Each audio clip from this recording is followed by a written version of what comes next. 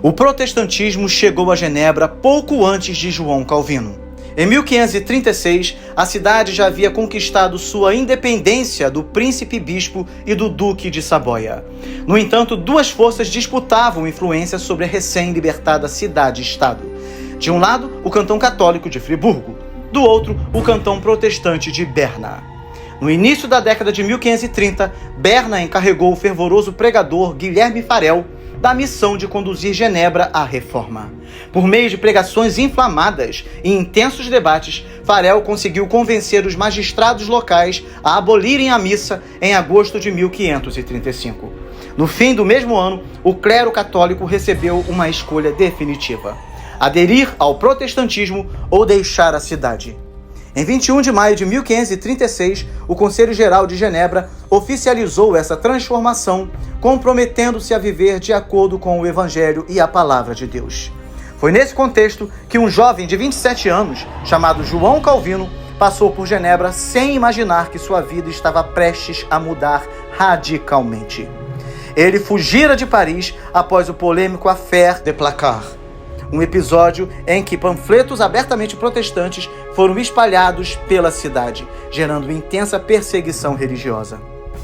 Acusado de envolvimento, Calvino buscou refúgio na casa de Louis de Thiers, em Angoulême, onde começou a escrever a obra que o tornaria célebre, As Institutas da Religião Cristã. Com apenas 6 capítulos, o livro rapidamente ganhou notoriedade, consolidando Calvino como um brilhante teólogo da Reforma. Seu desejo, no entanto, não era liderar um movimento ou pregar em grandes igrejas. Ele se via como um estudioso que serviria melhor à causa cristã, escrevendo em um local tranquilo. Para isso, escolheu a cidade de Estrasburgo, já então um refúgio seguro para os protestantes. No verão de 1536, acompanhado por seu irmão Antoine e sua irmã Marie, partiu rumo a esse destino. Mas o caminho estava fechado. A Terceira Guerra Italiana forçou Calvino e seu pequeno grupo a desviar a rota e passar por Genebra.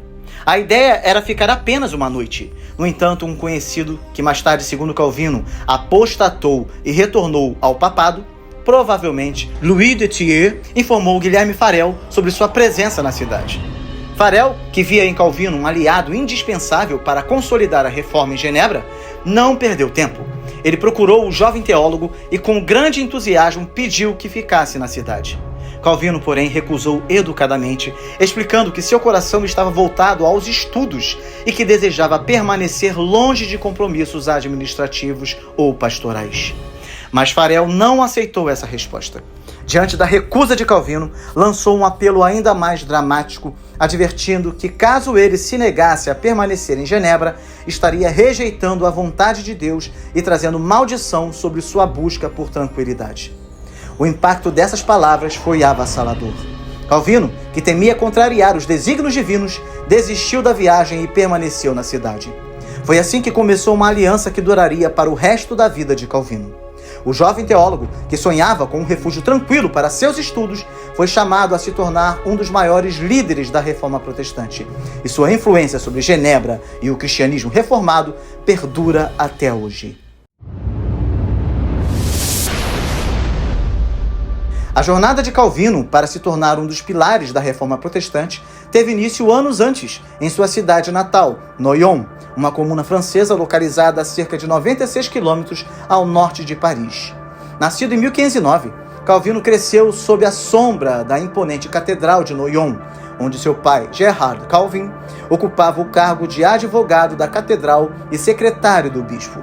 Sua mãe, Jeanne, faleceu quando ele tinha apenas 5 ou 6 anos, e pouco se sabe sobre ela.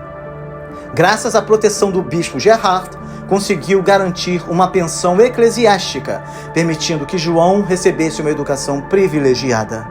Aos 14 anos, João iniciou seus estudos na Universidade de Paris, começando no Collège de la Marche, para concursos gerais, e depois avançando para os estudos teológicos no Collège de Montaigu. Em 1528, obteve seu diploma de mestre com a intenção de seguir uma carreira dentro da igreja. Contudo, seus planos sofreram um revés. No prefácio de seu comentário sobre os Salmos, de 1557, Calvino compartilhou que sua mudança de rumo aconteceu quando seu pai, Gerard, foi excomungado em 1528. A excomunhão de seu pai, embora não relacionada ao protestantismo, interrompeu as perspectivas de uma carreira eclesiástica elevada para João, e ele foi direcionado ao estudo do direito, algo que seu pai acreditava ser mais seguro. Como o obediente filho que era, João seguiu para as universidades de Orleans e Bourges, onde se formou em 1532. Após a morte de seu pai em 1531, Calvino se estabeleceu em Paris, onde se envolveu com um grupo de humanistas influenciados por Erasmo de Roterdã. Durante esse período, de 1531 a 1533, Calvino publicou seu primeiro livro, um comentário sobre a obra De Clementia, sobre a clemência, de Sêneca, combinando sua formação em direito com seu apreço pelo humanismo francês. Nessa época, ainda não há indícios de que ele tivesse abraçado o protestantismo. Foi em Paris que ele conheceu Nicolas Cop, um médico de Basileia que mais tarde seria nomeado reitor da Universidade de Paris. O ponto de inflexão na vida de Calvino talvez tenha ocorrido através de seu encontro com Melchior Wolmar, um helenista alemão que ensinava grego em Orleans e que, na realidade, era um luterano oculto. Embora não possamos afirmar com certeza, é possível que Wolmar tenha apresentado a Calvino as ideias de Lutero.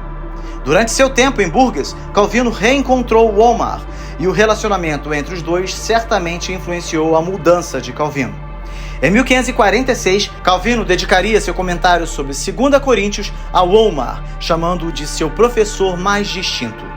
Em Orleans também estava Pierre Robert, conhecido como Olivetan, o tradutor da Bíblia francesa de 1535, para o qual Calvino escreveu o prefácio. Olivetan foi provavelmente uma fonte de ideias protestantes para Calvino, e acredita-se que o jovem teólogo tenha se aproximado do protestantismo durante seu tempo em Orleans, por volta de 1533. A conversão de Calvino ao protestantismo não ocorreu de uma vez, mas foi um processo gradual, possivelmente influenciado por discussões com amigos protestantes e sua experiência com os escritos de Lutero. Ao chegar em Basileia, em 1535, Calvino estava finalizando a primeira edição de As Institutas da Religião Cristã, uma obra que se tornaria realmente um marco do protestantismo.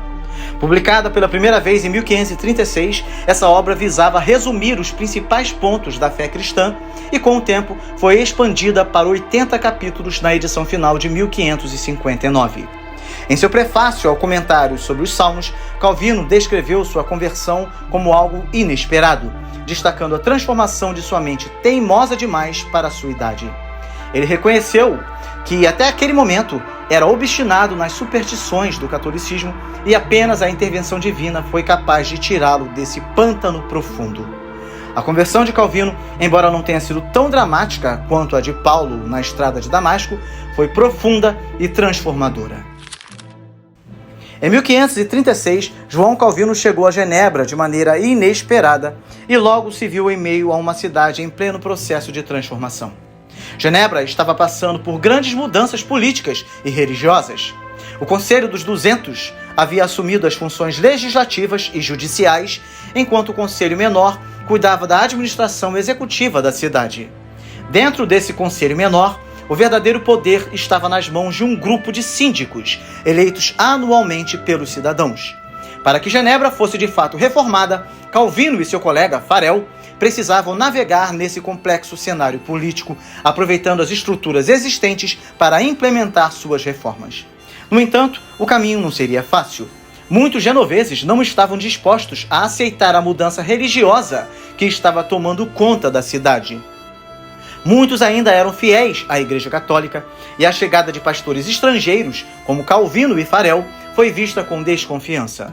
Para complicar ainda mais a situação, o teólogo Pierre Caroli, formado na Universidade de Sorbonne, atacou publicamente os dois reformadores, acusando-os de negar a divindade de Cristo. Esses ataques tornaram os primeiros anos de 1536 a 1538 extremamente difíceis para Calvino e Farel, que se viram tendo que enfrentar tanto a resistência popular quanto as tensões políticas e religiosas. Apesar das dificuldades, Calvino e Farel não desistiram de sua missão de transformar Genebra em uma cidade protestante. Não apenas nominalmente, mas de fato. Juntos, os dois reformadores propuseram uma série de reformas, incluindo uma maior disciplina religiosa e uma nova confissão de fé em 1537, medidas que contaram com o apoio do Conselho Municipal, mas que geraram forte resistência entre a população. Muitos acharam essas mudanças duras demais e a oposição só aumentou. Em fevereiro de 1538, com a eleição de novos síndicos, a situação se agravou. Esses novos líderes tinham o objetivo de restringir a influência dos pastores protestantes, incluindo Calvino e Farel. As tensões entre o Conselho Municipal e os reformadores atingiram seu ponto máximo no domingo de Páscoa de 1538, quando Calvino e Farel se recusaram a seguir as orientações bernenses para a administração da ceia do Senhor, que exigia o uso de pão ázimo. A situação foi vista como uma afronta pelas autoridades municipais, que, enfurecidas, baniram os 2 pastores da cidade, ordenando que deixassem Genebra em 3 dias. Esse evento, embora marcante, não seria o fim da luta de Calvino por sua visão de uma cidade reformada.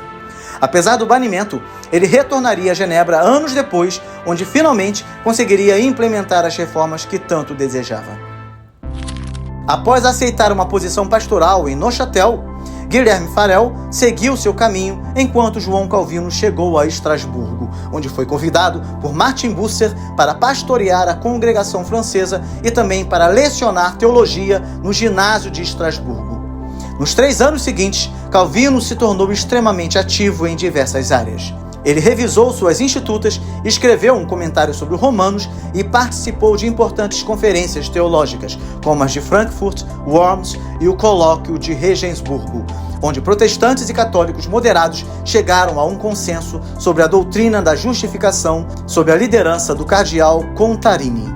O período de Calvino em Estrasburgo foi crucial não apenas para o seu desenvolvimento teológico, mas também para o seu crescimento pessoal. A influência de Bucer, a quem Calvino chamava de meu muito honrado pai no Senhor, foi profunda e duradoura. A teologia calvinista amadureceu sob o impacto de Bucer, especialmente no que se refere ao papel do Espírito Santo, à concepção da teologia como piedade, ao sistema governamental da Igreja, à Eucaristia e à doutrina da predestinação. Embora a genialidade teológica de Calvino seja indiscutível, o historiador Willem van Spyker afirma que Calvino se tornou ele mesmo por causa da sua amizade com Bucer, evidenciando o profundo vínculo intelectual e espiritual entre os dois. Estrasburgo também trouxe mudanças pessoais para Calvino. Durante seu tempo na cidade, ele casou-se com Idelette de Bury, a viúva de Jean Storter, um proeminente anabatista de Liège. Seus amigos estavam preocupados com o estilo de vida excessivamente dedicado ao trabalho de Calvino e sugeriram que o casamento poderia ser benéfico para a sua saúde. Calvino, sempre racional e comedido, refletiu sobre sua perspectiva sobre o casamento em uma carta a Farel, dizendo: "Eu não sou daqueles amantes insanos que, ao se apaixonarem por uma mulher formosa, abraçam também os seus defeitos. Esta é a única beleza que me atrai. Se ela for modesta, decente, simples, econômica e capaz de cuidar da minha saúde." Calvino rejeitou várias candidatas antes de se casar com Idelette em agosto de 1540. Juntos tiveram 2 filhos, mas como é evidente em sua vida ministerial, o trabalho de Calvino sempre teve a maior prioridade. Sua dedicação ao ministério foi refletida no fato de que, durante as primeiras 40 semanas de seu casamento, Calvino passou 32 delas longe de casa, lidando com questões relacionadas à igreja.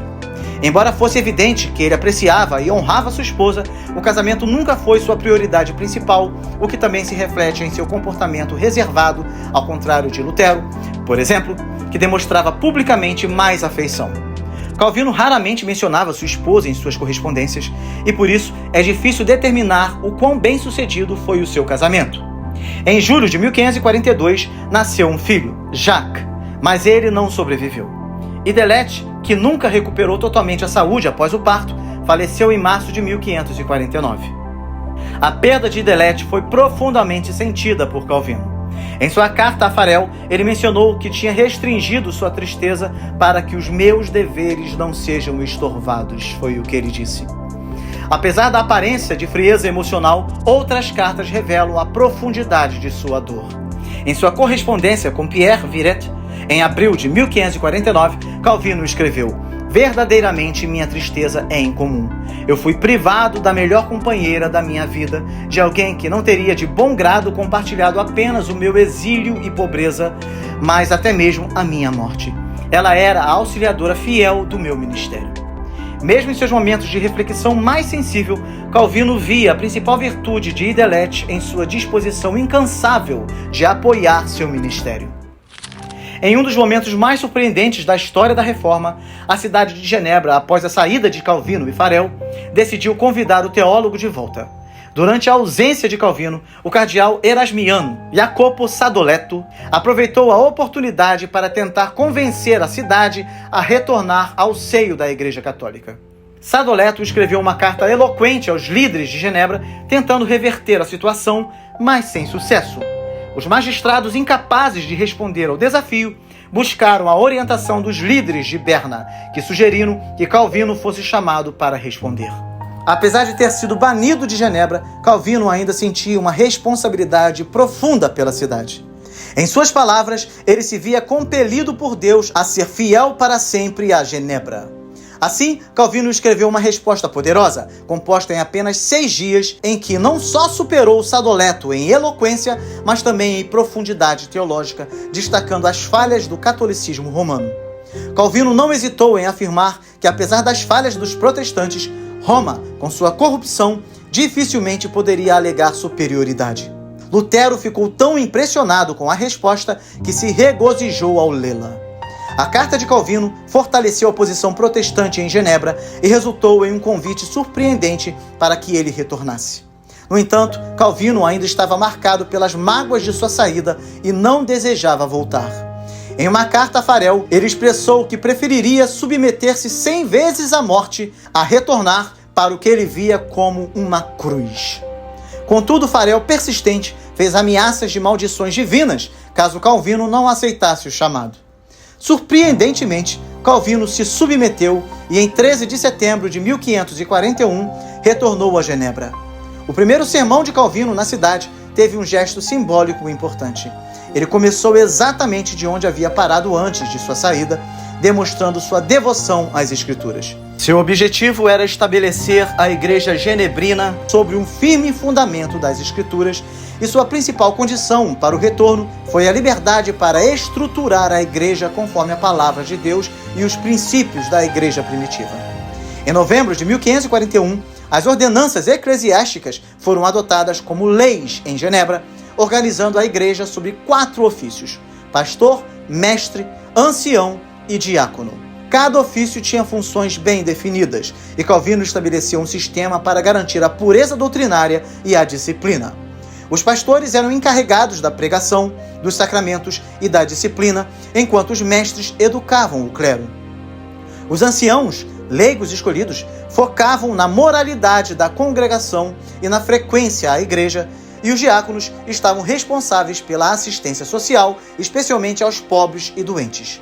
Além disso, foram criadas 2 organizações eclesiásticas essenciais para a vida da igreja: a Venerável Companhia de Pastores, que se reunia semanalmente para estudo das Escrituras e questões eclesiásticas, e o Consistório, composto por clérigos e leigos, cujo foco principal era a moralidade e disciplina da cidade.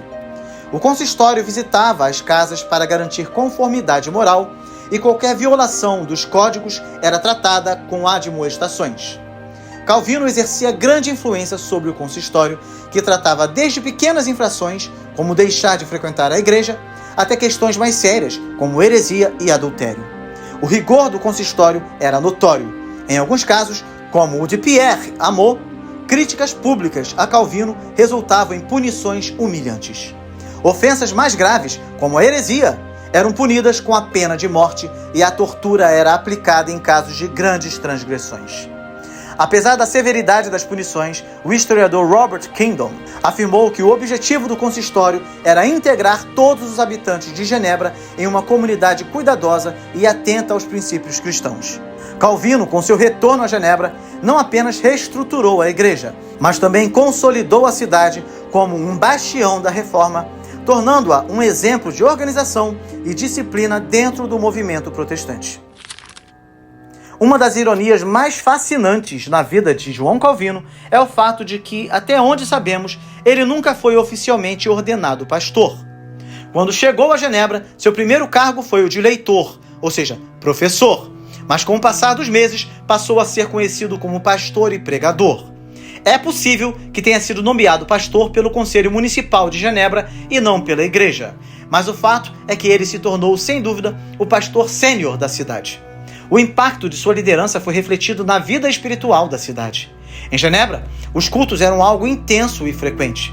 Nos domingos, várias missas aconteciam nas 3 igrejas paroquiais, com sermões ao alvorecer, ao meio da manhã e à tarde, além de uma aula de catecismo ao meio-dia para as crianças.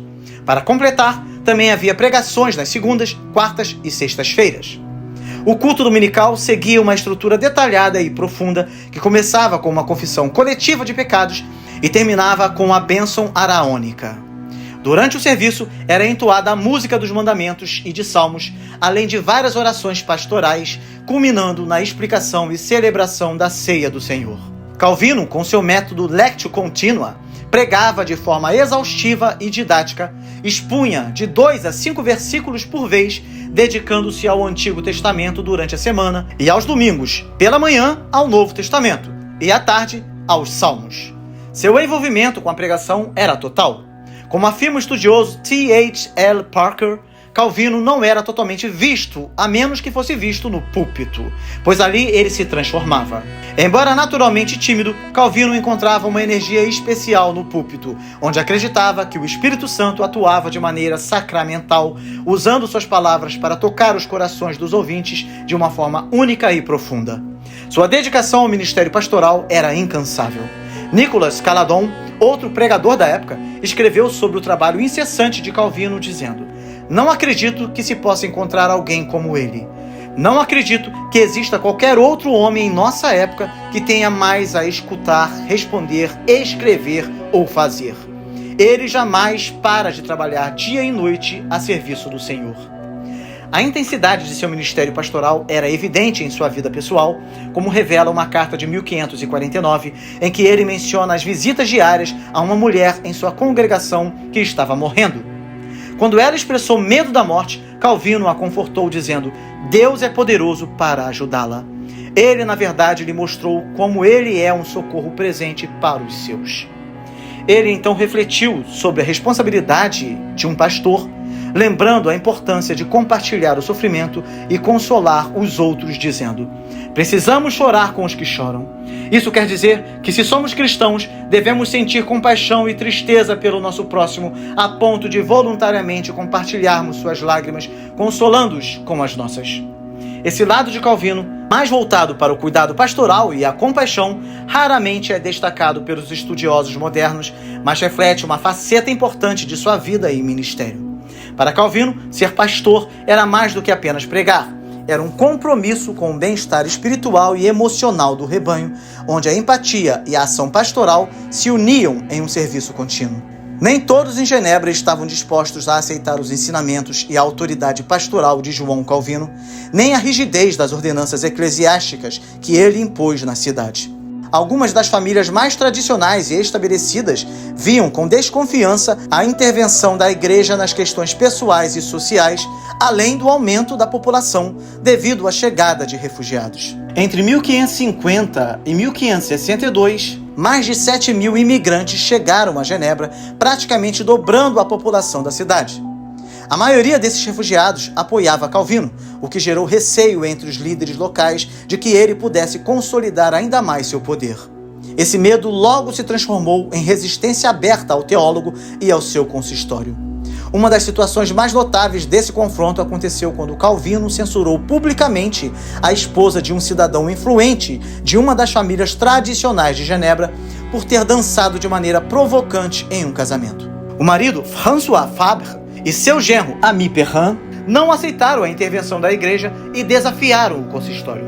Como resultado, ambos foram presos por um breve período, o que apenas intensificou a oposição deles a Calvino. O próprio Ami Perrin, que antes havia sido um grande defensor de Calvino, passou a se tornar um dos principais oponentes do pastor, chegando a liderar a resistência contra ele.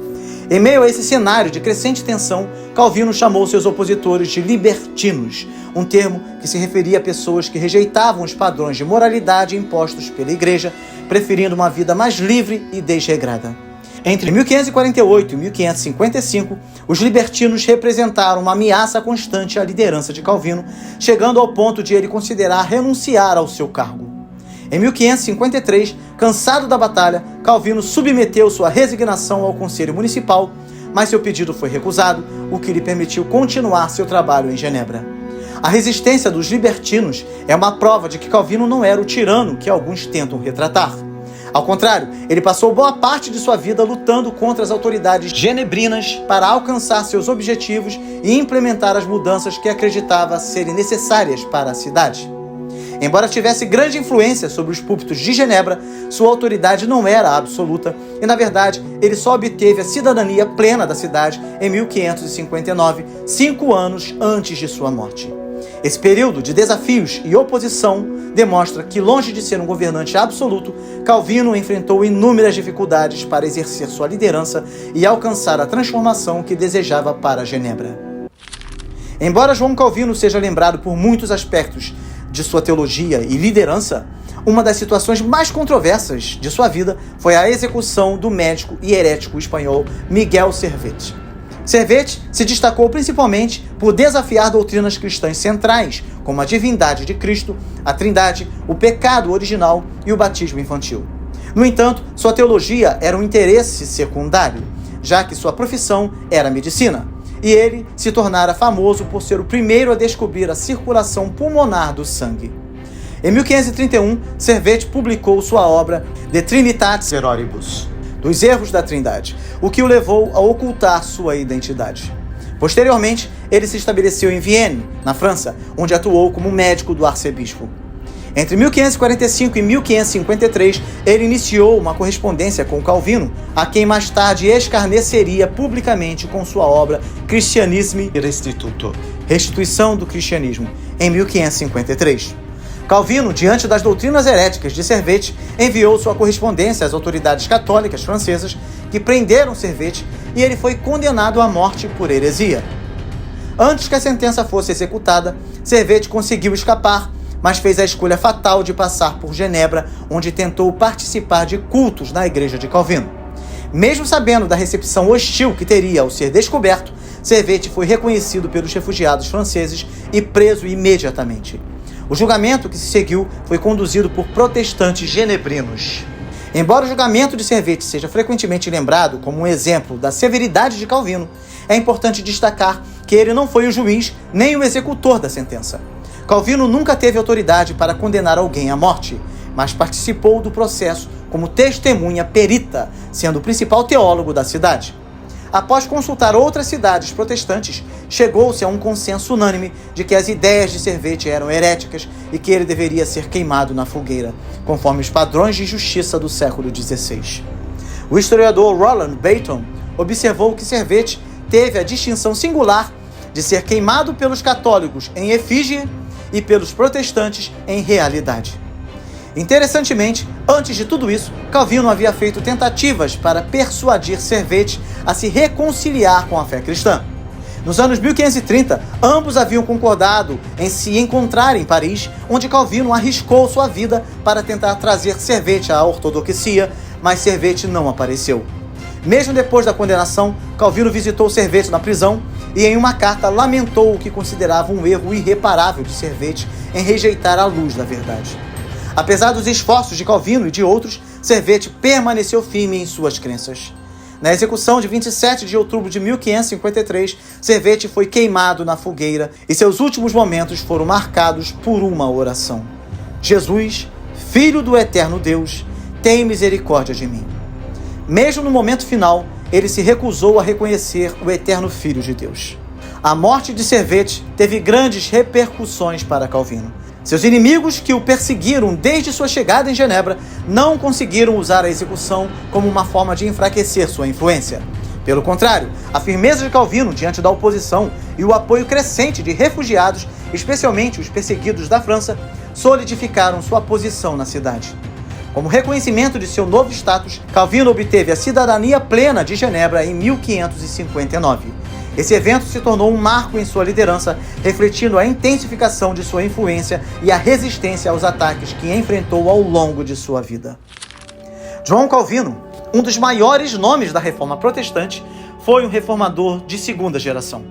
Quando ele entrou em cena, em 1536, o movimento reformador já havia sido significativamente marcado pelas ações de figuras como Martinho Lutero e Ulrich Zwinglio. No entanto, mesmo com as contribuições de Lutero e Zwinglio para a Reforma, Calvino teve seu próprio papel decisivo na construção da teologia protestante. Lutero, por exemplo, ainda tinha apenas uma década de vida pela frente, enquanto Zwinglio já havia falecido. Calvino nutria grande respeito por ambos os reformadores, mas sua admiração por Lutero era notável. Embora reconhecesse a grandeza do trabalho de Zwinglio, Calvino via em Lutero um apóstolo escolhido por Deus nos últimos dias. No entanto, isso não o impedia de reconhecer as falhas do leão de Wittenberg. Para Calvino, Lutero era um homem de extraordinárias virtudes, mas com sérios defeitos, principalmente quando se tratava de seu temperamento. Calvino chegou a dizer: "Tenho dito muitas vezes que ainda que ele, Lutero, me chamasse de diabo, eu continuaria a vê-lo como um extraordinário servo de Deus." Contudo, com todas as suas raras e excelentes virtudes, ele também tinha sérios defeitos.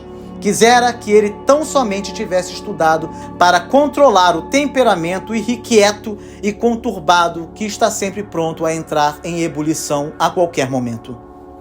Apesar de nunca terem se encontrado pessoalmente, Calvino e Lutero chegaram a trocar algumas ideias nos últimos anos de vida de Lutero. Após ler o tratado de Calvino sobre a Eucaristia, Lutero teria dito que Calvino era um homem erudito e piedoso e que, se ele tivesse confiado a controvérsia a Calvino desde o começo, talvez já tivessem chegado a uma reconciliação. Lutero também elogiou a edição de 1539 de As Institutas, enviando suas congratulações a Calvino através de Busser. No entanto, em um gesto de respeito e busca pela união, Calvino escreveu uma carta pessoal a Lutero, intitulando de Meu muito honrado pai. A intenção de Calvino era curar as divisões dentro do movimento protestante, especialmente no que dizia respeito à Eucaristia. Mas, ao que parece, o temperamento impetuoso de Lutero impediu o sucesso dessa aproximação. Melanchthon, encarregado de entregar a carta, decidiu não fazê-lo, temendo que a carta só piorasse a situação e aumentasse a ira de Lutero. Assim, o que poderia ter sido uma aliança valiosa e frutífera foi frustrada pela personalidade impetuosa do reformador de Wittenberg. Essa relação entre Calvino e Lutero é um reflexo das complexas dinâmicas dentro da Reforma Protestante. Enquanto ambos eram líderes espirituais extraordinários, seus temperamentos e abordagens diferentes refletiam as tensões que surgiram dentro do movimento, revelando tanto as semelhanças quanto as diferenças que marcaram a história do cristianismo reformado. João Calvino não era um reformador isolado, distante das questões do mundo. Pelo contrário, ele estava profundamente envolvido tanto na igreja quanto na política da reforma. Em 1550, Genebra já havia se estabelecido como um dos principais centros da Europa protestante, competindo com cidades como Zurique e Wittenberg. Como líder espiritual de Genebra, Calvino se viu envolvido em questões políticas e eclesiásticas que marcavam sua época.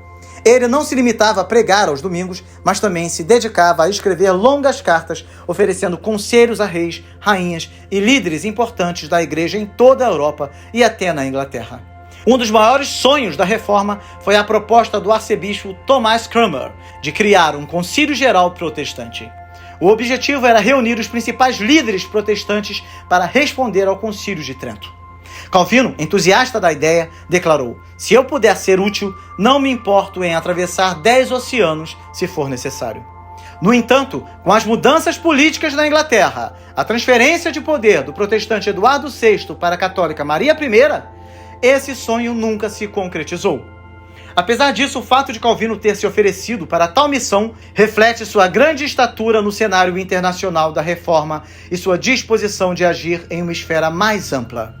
Uma das conquistas mais significativas de Calvino foi a elaboração e assinatura do Consensus Tigurinos, um acordo teológico com Heinrich Bullinger, sucessor de Zwinglio em Zurique.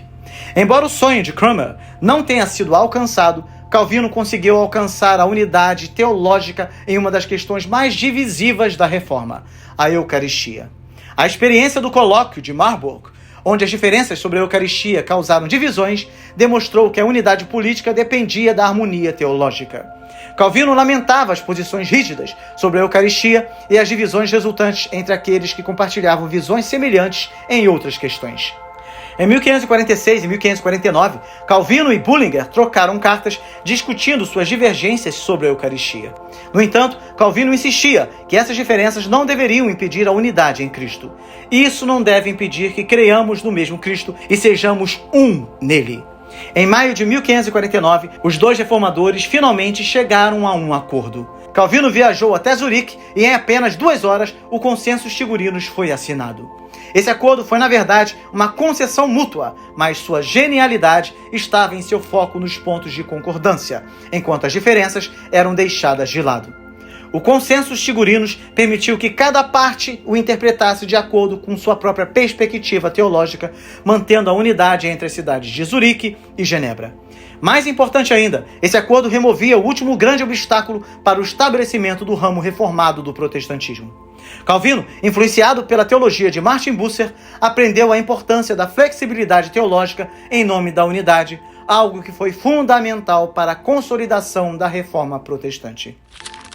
Philippe Melanchthon, grande teólogo da Reforma, certa vez descreveu João Calvino como Ille Theologos, o teólogo, um título de grande honra vindo de alguém que foi considerado por Lutero o maior teólogo que já viveu. Calvino realmente deixou um legado incomparável no campo da teologia, com sua vasta produção, que incluiu comentários sobre quase todos os livros do Novo Testamento e boa parte do Antigo, além de tratados sobre diversos temas. Contudo, sua obra mais marcante, As Institutas da Religião Cristã, escrita entre 1536 e 1559, é considerada uma das mais importantes realizações teológicas da história da Igreja Ocidental. Ao longo de sua vida, Calvino dedicou imenso esforço para revisar e expandir as Institutas, que passou por 5 edições. A versão final de 1559 foi sua culminação teológica, refletindo suas conclusões mais maduras. Ele visava integrar os ensinamentos de As Institutas com os de seus comentários, fornecendo uma base exegética robusta para suas doutrinas.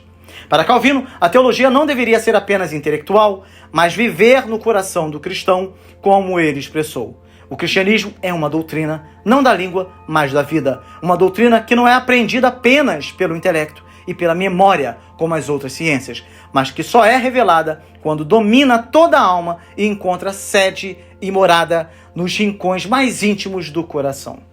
Inicialmente, as Institutas tinham um propósito modesto: servir como um catecismo breve para a instrução dos leigos e uma defesa da ortodoxia protestante francesa. A obra foi inicialmente inspirada no Pequeno Catecismo de Lutero, de 1529. Seus primeiros capítulos tratavam de temas como os 10 mandamentos, o credo dos apóstolos e a oração do Pai Nosso, enquanto outros abordavam os sacramentos, a liberdade cristã e a relação entre a Igreja e o Estado. Calvino estava preocupado com a situação de seus compatriotas franceses que, após o caso dos cartazes de 1534, estavam sendo perseguidos. Em sua carta ao rei Francisco I, ele expressava que sua intenção era fornecer alguns rudimentos pelos quais qualquer pessoa que fosse tocada por um interesse pela religião pudesse ser conformada à verdadeira piedade. A edição de 1539 foi uma expansão significativa, triplicando o tamanho da edição de 1536, passando a servir como um manual para estudantes de teologia e ainda mais ampla do que a primeira edição. Ela se estruturava com base no Credo dos Apóstolos, dividindo a obra em 4 livros que abordavam o conhecimento de Deus, o Criador, o Redentor, a graça recebida de Cristo e os meios pelos quais Deus nos convida à comunhão com Ele. Em 1559, a obra atingiu sua versão definitiva, com 80 capítulos, marcando uma contribuição imensa para a teologia reformada. Apesar de sua clara dívida com Lutero, Calvino não era um seguidor cego. Ele o admirava profundamente, considerando-o um extraordinário apóstolo de Cristo, através de cuja obra a pureza do Evangelho foi restaurada. No entanto, enquanto Lutero enfatizava a soberania de Deus e a salvação pela graça, Calvino foi além, expandindo muitas de suas ideias. Ele também teve uma relação peculiar com a questão da Eucaristia. Embora Calvino reconhecesse as influências de Lutero e de Zwinglio, ele adotou uma posição própria, ensinando que Cristo não está fisicamente presente nos elementos da ceia, mas sim que o Espírito Santo eleva espiritualmente o crente à presença real e espiritual de Cristo, transmitindo-lhe graça. A predestinação, talvez o conceito mais controverso associado a Calvino, também gerou debates acirrados. Embora essa doutrina não fosse central em seu pensamento no início de sua carreira, ela ganhou destaque com o tempo, especialmente após as acusações feitas por Jerônimo Hermes Bolsec, em 1551, que acusava Calvino de heresia ao fazer Deus o autor do pecado. No entanto, esse entendimento foi rechaçado e Calvino foi vindicado. Bolsec acabou sendo banido da cidade. Isso, infelizmente, gerou uma divisão teológica entre os protestantes suíços. Ao que parece, essas opiniões divididas levaram Calvino a dar maior atenção a questões relacionadas à doutrina da predestinação nas edições posteriores de As Institutas, já que a edição de 1536 não continha uma doutrina da predestinação bastante desenvolvida. A doutrina da predestinação proposta por João Calvino é uma das mais desafiadoras da teologia reformada, mas, ao analisá-la, é crucial entendermos que ele não havia apenas como uma teoria teológica distante, mas como um tema central em seu ministério pastoral. Em sua obra As Institutas, Calvino observa que, quando o evangelho é pregado, nem todos os ouvintes respondem da mesma forma. Alguns o abraçam com fervor, enquanto outros o rejeitam. Para ele, a explicação para essa diferença está na decisão da eleição eterna de Deus, ou seja, a predestinação. Calvino não inventou a doutrina da predestinação, mas a fundamentou em sua leitura das Escrituras, e ele acreditava que Agostinho, um dos maiores teólogos da Igreja primitiva, também a havia afirmado. Para Calvino, a predestinação é uma verdade bíblica indiscutível. Ele a define como o decreto eterno de Deus, pelo qual ele firma um tratado consigo mesmo sobre o que acontecerá a cada homem. Porque todos não são criados em uma condição igual. Em vez disso, a vida eterna é predeterminada para alguns e a condenação eterna para outros. A explicação é clara, mas não sem desafios emocionais. Como pastor, Calvino sabia que essa doutrina poderia ser difícil de aceitar, pois implica que até a queda de Adão estava nos planos de Deus. Por isso ele admite: o decreto de fato é terrível, eu confesso. O maior problema acerca da predestinação é a falta de compreensão de muitos teólogos acerca desta doutrina. É necessário compreender que Calvino acreditava que Deus, desde a eternidade, escolheu, de forma soberana e graciosa, algumas pessoas para a salvação, chamados de eleitos, e, por sua vez, passou por uma decisão de deixar outras pessoas em sua corrupção, o que resulta em sua condenação, chamados de réprobos. Ele não via a predestinação para a condenação como uma ação ativa de Deus, no sentido de que Deus escolhesse ativamente condenar as pessoas, mas sim como a permissão de Deus para que essas pessoas seguissem seus próprios caminhos, já que elas estavam, por natureza, corrompidas pelo pecado. Portanto, para Calvino, a predestinação para a condenação é vista como a simples não intervenção de Deus, permitindo que os indivíduos permaneçam em seu estado de rejeição e rebelião contra ele. Calvino não via a predestinação de Deus como responsável pela queda de Adão. Em sua teologia, a queda de Adão foi uma escolha livre e responsável do homem. Deus havia dado a Adão e Eva liberdade, mas a escolha de desobedecer a Deus foi deles. Calvino acreditava que Deus, em sua soberania, permitiu a queda, mas não foi o autor direto do pecado. A ideia é que Deus, de maneira misteriosa e incompreensível para os humanos, pode usar o mal de maneira a cumprir seus propósitos, sem ser o autor do mal em si. Desta forma, fica claro que a relação entre a soberania de Deus e o mal é uma questão importante na teologia de Calvino. Ele reconhece que Deus é soberano sobre tudo, incluindo o mal, mas isso não significa que Deus seja o autor do mal. Para Calvino, Deus permite o mal para cumprir seus propósitos mais elevados, mas Deus mesmo não é o responsável pelo mal. O mal surge do abuso do livre-arbítrio dos seres humanos que rejeitam a bondade de Deus, assim como aconteceu com Lúcifer. Deus pode usar o mal de maneira misteriosa para realizar sua vontade e manifestar sua glória, mas o mal em si não é uma criação de Deus.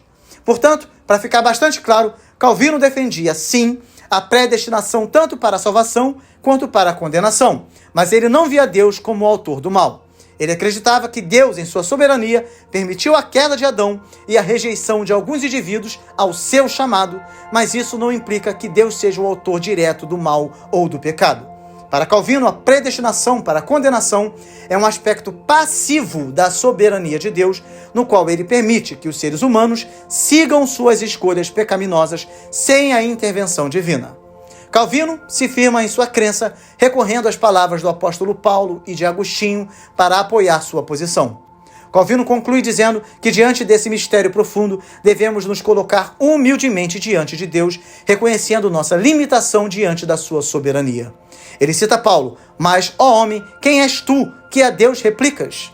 E lembra Agostinho, que advertia contra medir a justiça divina pelos padrões humanos. Embora Calvino tenha sido uma figura central na Reforma, ele próprio rejeitava a ideia de que fosse o fundador de um movimento em seu nome, como Lutero é associado ao luteranismo.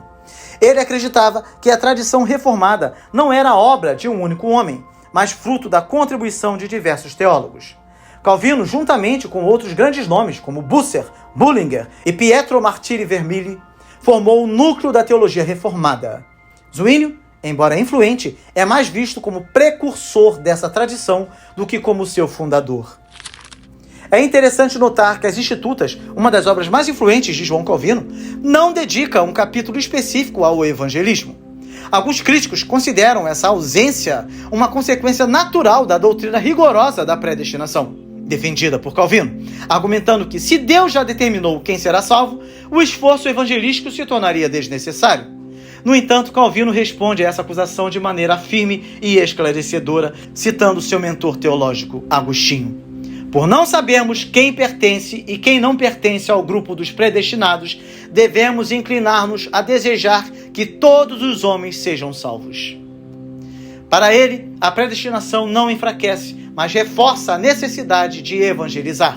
Ele completa: por isso, precisamos tentar levar todos aqueles que encontramos a se tornarem compartilhares da nossa paz. A visão de Calvino sobre o evangelismo é clara. Ele não era apenas um teólogo, mas um pastor profundamente preocupado com a missão da igreja.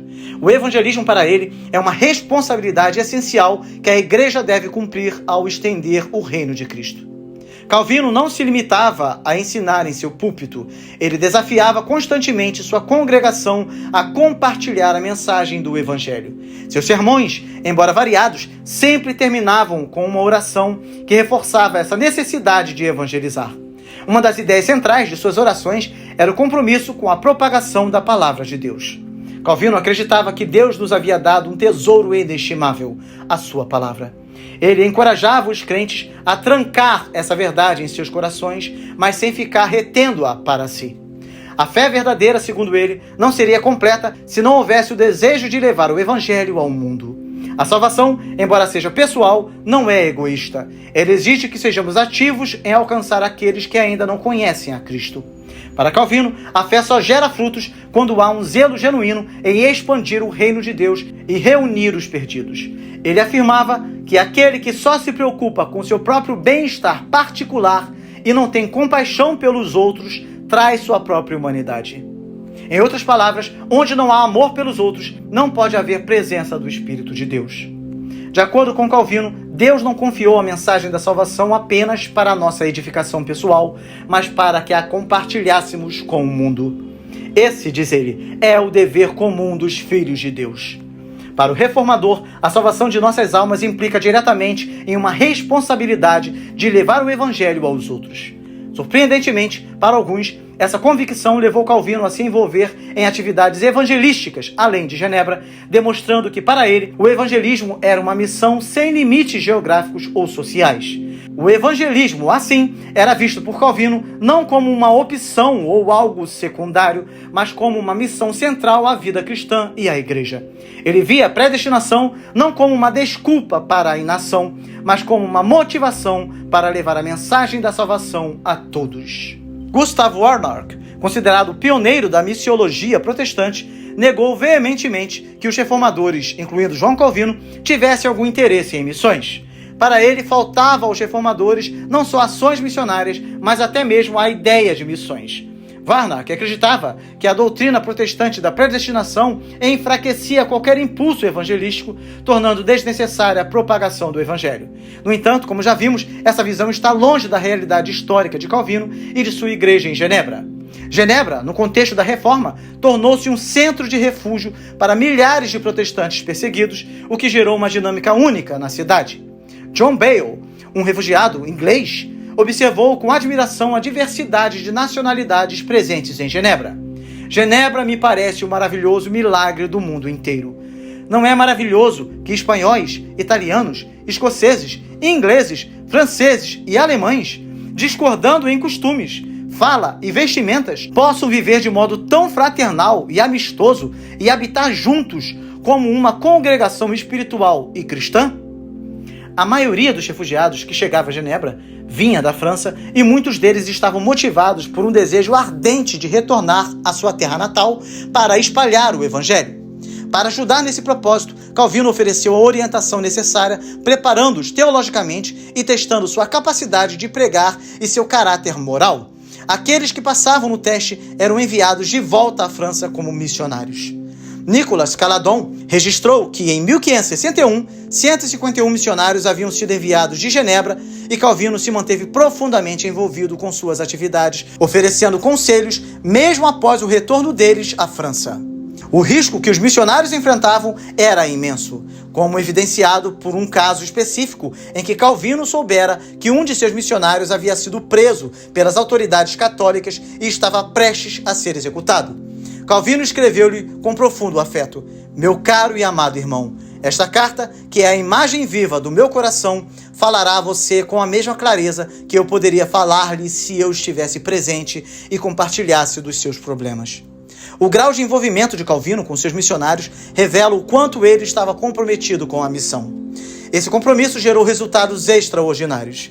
De acordo com registros históricos, até 1555, 5 igrejas protestantes haviam sido estabelecidas na França. Esse número cresceu para mais de 100 igrejas em 1559 e em 1562 estima-se que mais de 2.150 igrejas foram implantadas com o apoio do Consistório de Genebra. Quando Calvino faleceu, em 1564, o número de protestantes na França era de aproximadamente 3 milhões. Esse crescimento provocou uma repressão ainda maior e deu início às infames guerras religiosas que marcaram a Europa. Relatos de missionários que alcançaram diversas regiões da França e além, como em Bergerac, Montpellier e Toulouse, demonstram o impacto do trabalho missionário genebrino. Em Bergerac, por exemplo, um missionário relatou que, pela graça de Deus, há um movimento tamanho em nosso distrito. Conseguimos treinar nossos próprios ministros, estamos crescendo dia a dia e Deus tem feito sua palavra gerar tantos frutos que nos sermões de domingo recebemos cerca de 4 a 5 mil pessoas. Em Montpellier, o número de pessoas que frequentavam a igreja era tão grande que 3 sermões eram pregados aos domingos para atender 5 a 6 mil pessoas. O empreendimento missionário de Genebra não se limitou à França. O consistório também enviou missionários à Itália, Polônia, Hungria e outras regiões da Europa. Mas talvez o mais notável seja o envio de missionários ao Brasil no século XVI, em um dos esforços missionários mais ambiciosos da época. Em parceria com o almirante Gaspard de Coligny, Genebra enviou 2 missionários, Pierre Richer e Guillaume Chartier, para o Brasil, com a missão de evangelizar tanto os colonos franceses quanto os nativos. Eles chegaram ao Rio de Janeiro em 1557. No entanto, a expedição ao Brasil teve um destino trágico. O líder da expedição, Nicolas Durand de Villegagnon, traiu os protestantes, forçando-os a se refugiarem na floresta brasileira, onde buscaram abrigo junto aos tupis, uma tribo indígena. Apesar das dificuldades, os missionários continuaram firmes em sua missão de compartilhar o evangelho. Um dos missionários, Jean Delery, escreveu um relato angustiante de sua experiência no Brasil, que foi publicado em 1578. Embora suas tentativas de evangelizar os tupis não tivessem sucesso, ele documentou a coragem e a determinação dos missionários em continuar sua missão, mesmo diante de enormes adversidades. O esforço missionário de Genebra, que chegou até o Brasil, confirma a afirmação de Philip Hughes. A Genebra de Calvino não era nada menos do que uma escola de missões e um centro dinâmico de interesse e atividade missionária. Esse legado missionário de Calvino e sua igreja continua sendo uma marca profunda da Reforma Protestante. Wolfgang Musculus, colega reformista de João Calvino, certa vez o descreveu como um arco perpetuamente retesado. Uma imagem que reflete a intensidade e a dedicação com que Calvino se entregou à sua obra. No entanto, como muitas vezes acontece com aqueles que têm uma ética de trabalho extraordinária, Calvino pagou o preço por sua dedicação incansável. Durante anos, ele dormiu apenas de 4 a 5 horas por noite e se alimentava uma vez ao dia, imerso no pesado fardo de trabalho. Seu corpo, no entanto, não suportou o desgaste. Nos últimos anos de sua vida, Calvino foi atormentado por diversas doenças físicas, parasitas intestinais, hemorroidas, pedras renais, artrite, tuberculose e dores de cabeça, todas essas condições agravando sua saúde. Acontece que o trabalho de Calvino em prol da reforma e da igreja o levou à morte prematura aos 55 anos, em 27 de maio de 1564. Ainda assim, sua dedicação ao ministério nunca diminuiu, nem mesmo quando a morte se aproximava. Em seus últimos dias, enquanto lutava contra doenças debilitantes, ele continuava trabalhando deitado em sua cama. Quando seus amigos lhe pediram que parasse para descansar, ele respondeu com a mesma determinação que o caracterizava. O quê? Vocês querem que o Senhor me encontre ocioso quando vier me buscar? Após sua morte, Teodoro de Beza, amigo e sucessor de Calvino em Genebra, fez um elogio fúnebre emocionado. Tenho sido sua testemunha, de Calvino, por mais de 16 anos. Acho que tenho pleno direito de dizer que esse homem mostrou a todos um exemplo cristão de vida e de morte, o que não será fácil depreciar e dificilmente poderá ser imitado. Embora Calvino tenha sido um líder imenso e exemplar, ele jamais se considerou um cristão vitorioso. Pelo contrário, sempre se via como um servo fraco que, apesar de sua convicção e intensidade, manteve uma humildade autêntica até o fim de seus dias. Sua última vontade foi que seu corpo fosse enterrado de forma anônima, sem nenhum destaque ou honra especial, refletindo a humildade que ele buscava em vida. O legado de Calvino é um testemunho de trabalho incansável e de um coração humilde que buscou servir a Deus com toda a sua energia, mesmo até o último suspiro. O impacto de João Calvino foi tão profundo que até seus opositores reconheceram sua influência. O Papa Pio IV, ao saber da morte do reformador, teria murmurado uma observação reveladora. A força daquele herege era que o dinheiro não tinha nenhum poder de sedução sobre ele. Sem querer, o pontífice reconheceu a determinação inabalável de Calvino, cuja missão era expandir o reino de Deus, o que na prática significava a disseminação do calvinismo por toda a Europa. E foi exatamente isso que aconteceu. Na segunda metade do século XVI, o calvinismo superou o luteranismo como a vertente protestante mais dinâmica e abrangente. O movimento, porém, não terminou com a morte de Calvino.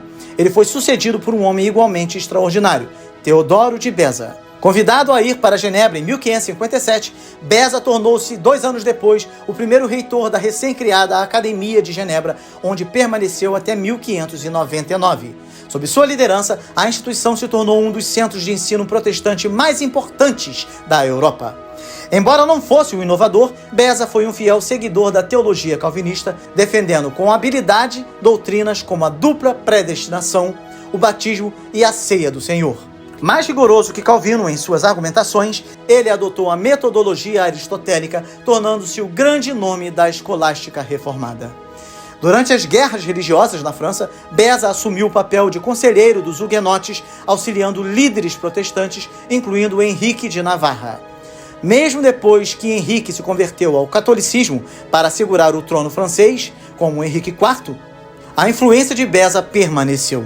Seu papel estratégico foi essencial para a consolidação do calvinismo como um movimento reformador de grande alcance. Na década de 1550, missionários genebrinos, munidos de uma tradução francesa de As Institutas da Religião Cristã de Calvino, iniciaram uma ofensiva protestante na França. Esse esforço deu origem ao movimento huguenote, que rapidamente ganhou força, transformando a reforma protestante em uma possibilidade concreta no país. No início, as primeiras comunidades reformadas eram pequenas igrejas clandestinas, mas até 1562 haviam se estruturado oficialmente. O crescimento foi impressionante. Em maio de 1559, o primeiro Sínodo Nacional das Igrejas Reformadas aconteceu secretamente em Paris. Apenas 3 anos depois, havia cerca de 2.150 igrejas huguenotes espalhadas pela França, com quase 3 milhões de protestantes, principalmente na região que ia de La Rochelle, na costa oeste, até os Pirineus no sul e o Delfinado no sudeste. O calvinismo não era apenas um movimento teológico, mas uma força transformadora que desafiava o domínio da Igreja Católica e moldava o futuro do cristianismo na Europa. As tensões religiosas na França atingiram seu ponto de ruptura em 1º de março de 1562, quando o duque católico de Guisa ordenou o massacre de calvinistas que se reuniam para um culto em Vassy, às margens do rio Blaise. A brutalidade daquele dia foi descrita pelo huguenote Jean de La Fontaine. Os protestantes estavam orando do lado de fora dos muros, em conformidade com o edito do rei, quando o duque de Guisa se aproximou deles. Alguns de sua companhia insultaram os adoradores, então os insultos se tornaram golpes e o próprio duque foi acidentalmente ferido na bochecha.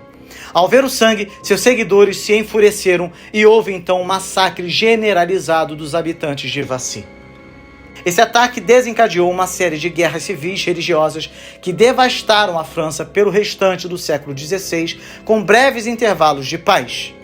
Conhecidas como as Guerras de Religião, que se deram de 1562 a 1598, essas batalhas opuseram a Casa Protestante de Bourbon à poderosa Casa Católica de Guisa.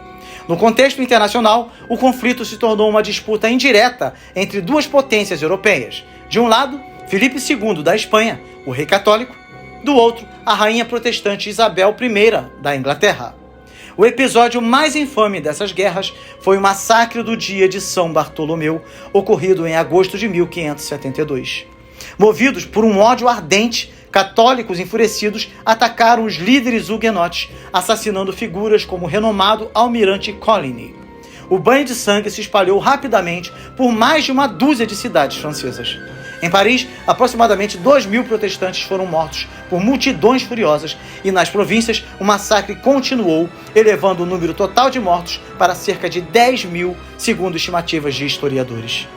O caos se aprofundou quando, em 1589, o dominicano Jacques Clément assassinou o rei Henrique III, cravando-lhe uma faca no baço. Antes de morrer, o monarca pediu ao seu sucessor, Henrique de Navarra, que se convertesse ao catolicismo para garantir a paz na França. Inicialmente relutante, Henrique de Navarra acabou cedendo, declarando a famosa frase Paris vaut bien une messe. Paris bem vale uma missa. Em 1593, ele foi aceito oficialmente na Igreja Católica e no ano seguinte, coroado Henrique IV em Chartres. Com o objetivo de encerrar os sangrentos conflitos religiosos, Henrique IV promulgou o Edito de Nantes em 1598, concedendo aos protestantes uma certa liberdade religiosa. No entanto, essa tolerância teve fim em 1685, quando o rei Luís XIV revogou o Edito de Nantes ao emitir o Edito de Fontainebleau, tornando o protestantismo ilegal na França. O sonho de Calvino de ver a França abraçar o protestantismo nunca se concretizou, mas suas ideias tiveram um grande impacto em outras regiões da Europa. Na Holanda, sob a liderança de Guilherme de Orange, a Igreja Reformada se fortaleceu em meio à revolta contra a Espanha Católica. No Palatinado, o eleitor Frederico III introduziu o calvinismo em 1561, tornando esse território alemão um importante centro do pensamento reformado. A Universidade de Heidelberg se destacou na propagação dessa doutrina e o Catecismo de Heidelberg se tornou um dos mais duradouros legados teológicos dessa influência. A Escócia foi profundamente impactada pelo reformador John Knox, que viveu em Genebra por alguns anos e descreveu a cidade como a escola de Cristo mais perfeita que já existiu na Terra desde os dias dos apóstolos. Ao retornar à Escócia, Knox ajudou a estabelecer o presbiterianismo como a principal expressão do cristianismo na nação. Na Inglaterra, a teologia reformada encontrou terreno fértil graças a pensadores como Pietro Martini Vermini e Martin Bucer, professores em Oxford e Cambridge. Trabalhando ao lado desses teólogos, o arcebispo Thomas Cranmer influenciou significativamente a doutrina da Igreja da Inglaterra durante o breve reinado do jovem rei Eduardo VI. No entanto, com a ascensão de Maria I, bispos protestantes foram perseguidos e forçados ao exílio. Fugindo para cidades como Genebra, Zurique e Frankfurt, esses exilados marianos retornaram à Inglaterra durante o reinado de Isabel I, determinados a consolidar uma teologia reformada. Embora Isabel resistisse às mudanças mais radicais, esse grupo formou a base do movimento puritano. Curiosamente, as doutrinas calvinistas chegaram até Constantinopla. O patriarca ortodoxo Cirilo Lucaris, em sua Confessio Fidei de 1629, incorporou princípios da soteriologia reformada, evidenciando a extensão da influência de Calvino. Apesar das críticas ferozes, João Calvino é reconhecido como um dos maiores teólogos da história da Igreja, um herdeiro intelectual de Agostinho e um refinador das ideias de Martinho Lutero. Will Durant, um de seus detratores, descreveu-o como um neurótico que apresentou a concepção mais absurda e blasfema de Deus. No entanto, Karl Barth, um dos maiores teólogos protestantes de todos os tempos, capturou a complexidade de Calvino de forma magistral. Calvino é uma catarata, uma floresta primordial, um poder demoníaco, estranho e mitológico. Eu poderia de bom grado e com grande proveito passar o resto da minha vida sem mais nada a não ser Calvino. O sonho de uma França reformada pode ter fracassado, mas o impacto de Calvino ecoou por toda a Europa e atravessou séculos, influenciando nações, teologias e movimentos que moldaram o mundo moderno. Se você gostou do vídeo e deseja aprender a Bíblia e a história do cristianismo com profundidade, essa é a sua oportunidade. Através de nossos cursos, você vai caminhar pelas 4 principais áreas do conhecimento: a teologia, a história, a filosofia e a política, tendo acesso a tudo o que você precisa para desenvolver uma vida intelectual sólida, pagando muito pouco por isso. Não perca essa oportunidade de adquirir os nossos cursos com 70% de desconto. São 7 cursos com quase 500 aulas e com 16 e-books interativos já disponíveis. Ao adquirir qualquer um de nossos cursos, você garante acesso vitalício, podendo estudar no seu ritmo e revisitar o conteúdo sempre que precisar. Mais do que um investimento pessoal, esse conhecimento abençoará toda a sua casa, trazendo clareza, edificação e crescimento espiritual para você e sua família. Aprofunde-se na palavra, prepare-se para ensinar, fortaleça a sua fé. Garanta agora mesmo seu acesso exclusivo, tá bom? Chegamos ao final de mais um vídeo. Dê o seu like e compartilhe esse vídeo para que outras pessoas possam conhecer o canal e estudar a Bíblia e a história do cristianismo aqui conosco. Uma exclusividade aqui do canal A Bíblia Toda.